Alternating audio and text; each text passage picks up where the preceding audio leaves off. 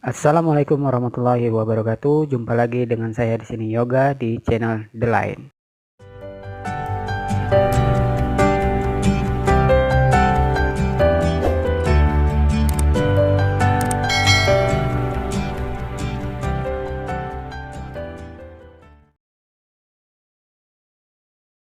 Dia akan balik-balik aja gitu, balik nanti sembuh, nanti balik lagi ke obatan itu, nanti balik sembuh. Tapi sejarahnya kalau setahu saya ya, kalau orang yang sudah kena obat itu sembuh dia yang pertama, kemudian dia kambuh lagi. Nah kalau dia udah kambuh kedua lagi, dia untuk konsumsi obat itu jangka waktunya pasti lebih lama lagi, karena eh, rasa sensasinya tuh pasti 2 kali sampai 3 kali lipat. Kenapa seperti itu? Karena mental dan fisiknya sangat lemah. Tidak tidak pernah dilatih gitu. Beda sama yang B tadi. B tadi tahan banting, mau diapain juga udah tahan banting lah. Udah bisa dia mengatasinya, dan dia sudah tahu tekniknya, caranya gitu. Dia sudah sukses untuk mengalahkan dirinya sendiri. Nah, jadi yang terjadi kalau yang si A ini, dia cepat sembuhnya cepat, tetapi sewaktu-waktu GERD NCT psikosomatis ini bisa kembali lagi pada dirinya. Ya, karena ya itu dia tidak melalui proses. Ya, dia itu namanya saya bilang instan. Nah, cara instan. Saya rasa itu cara instan, tidak cara ini.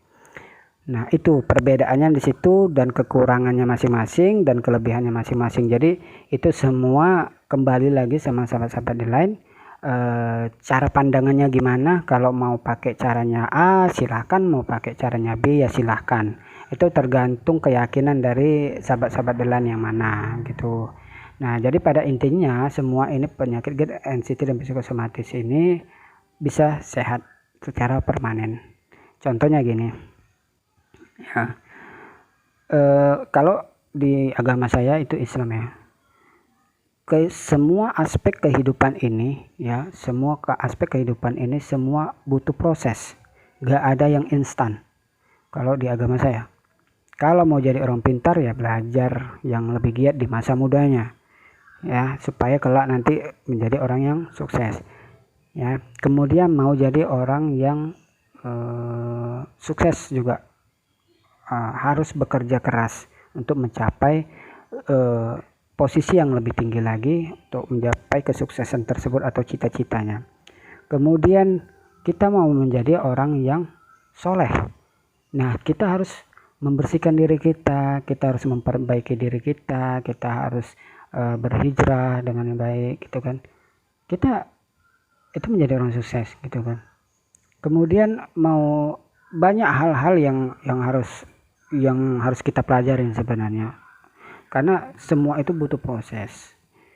Gak ada yang, kalau yang mau instan mah naiknya cepat, turunnya juga cepat gitu kan, pintarnya cepat, bodohnya juga cepat gitu kan, suksesnya bentar, longsornya pun cepat juga cepat gitu kan. Nah, tergantung, semua udah hukum alamnya seperti itu.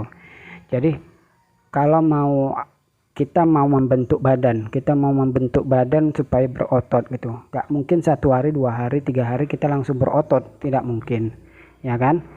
Nah, jadi kalau kita mau, ibaratnya kita mau menjadi badan kita berotot, ya udah olahraga, nge-gym gitu kan, supaya berotot. Dan itu prosesnya 3 bulan, 6 bulan, setahun gitu kan, supaya mencapai badan yang maksimal yang diinginkan gitu. Kalau kita mau sehat ya udah olahraga gitu kan. Kita mau fit badannya olahraga gitu. Nah, jadi semua itu proses, nggak ada yang instan. Kalau di sistemnya ya, sebenarnya sistemnya hukum alamnya seperti itu, tidak ada yang instan gitu kan. Nah, pada dasarnya sebenarnya para penderita GERD NCT psikosomatis ini nggak mau susah, nggak mau ribet, nggak mau lama, nggak mau capek, nggak mau sakit, ya kan? Maunya yang instan, semua cara pengobatannya yang instan. Begitu minum sehat gitu, nggak mau lah caranya prosesnya gini-gini ribet, capek gitu lah. Nanti kumat lagi ini gini gitu kan. Kebanyakan penderita GERD NCT psikosomatis seperti itu. Nah, kemudian kalau sebenarnya penderita GERD NCT psikosomatis ini adalah Kalau macam si B tadi ya, yang B tadi adalah rumusnya, kuncinya adalah yakin, percaya diri, konsisten, pengorbanan. Udah, itu aja. Kalau itu aja rumusannya. Kita yakin sama diri kita sendiri, kita yakin bahwasanya kita nggak ada sakit apa-apa gitu loh. Kita yakin bahwasanya aku akan baik-baik saja gitu. Itu hanya halusinasi dari pikiran kita gitu, pikiran buruk kita. NCT ya memang begitu bawaannya gitu, pikiran kita aja yang berantakan, tetapi tubuh kita sebenarnya bagus, gak ada yang sakit apa-apa, hanya efek dari pikiran tersebut. Kalau pikiran kita stres atau cemas yang berlebihan, khawatir yang berlebihan, maka tubuh kita ini merespon apa yang ada di pikiran kita, ya kan, sehingga tubuh kita bereaksi, ya, tubuh kita bereaksi terus. Nah, muncullah itu sensasi-sensasi yang dibilang 1001 sensasi ya katanya. Nah, itulah muncullah itu. Padahal sebenarnya tubuh kita yang baik-baik. Coba pikiran kita dibawa nyaman ya, dibawa tenang, kita nyaman ini. Kita cari kenyamanan kita. Kenyamanan kita di mana? Oh, kita ibaratnya nyaman sama orang gitu ya, ibaratnya sama suami atau sama istri gitu. Kita nyaman dengan seseorang itu karena kalau kita lagi kambuh, dia penanganannya cepat gitu ya, bisa di sini, bisa di kusuknya, bisa di apa dan lain sebagainya. Nah, kalau ada dia, kita nyaman, merasa nyaman. Kalau kita merasa nyaman, dengan sendirinya kita nggak usah minum obat, kita nggak usah apa, udah dia normal sendiri. Nah, logikanya di situ aja, kita berpikir di situ.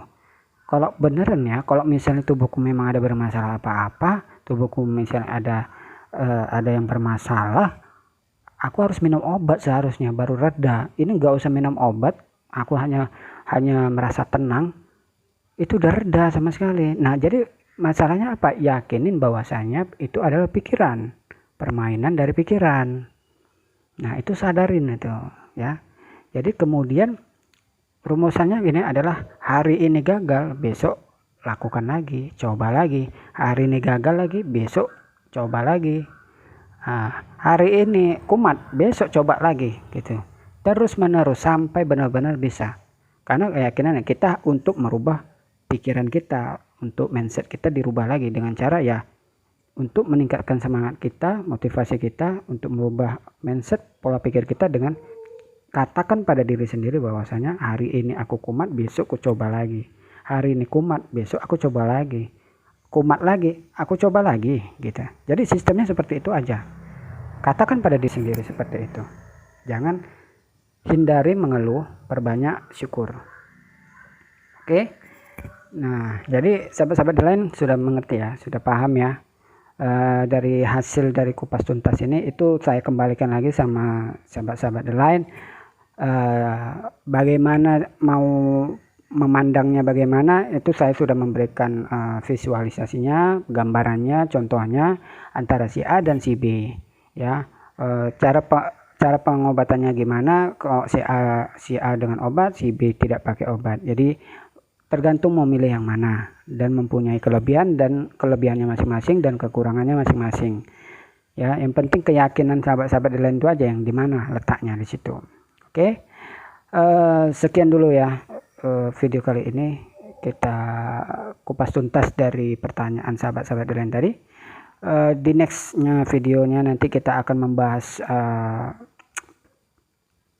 pertanyaan-pertanyaan yang lebih seru lagi ya. Tapi jangan lupa di subscribe dulu, di like, komen ya sahabat-sahabat lain, supaya bisa melihat video-video saya yang lebih bermanfaat lagi ya. Terima kasih sahabat-sahabat lain. Sekian dulu dan terima kasih. Assalamualaikum warahmatullahi wabarakatuh.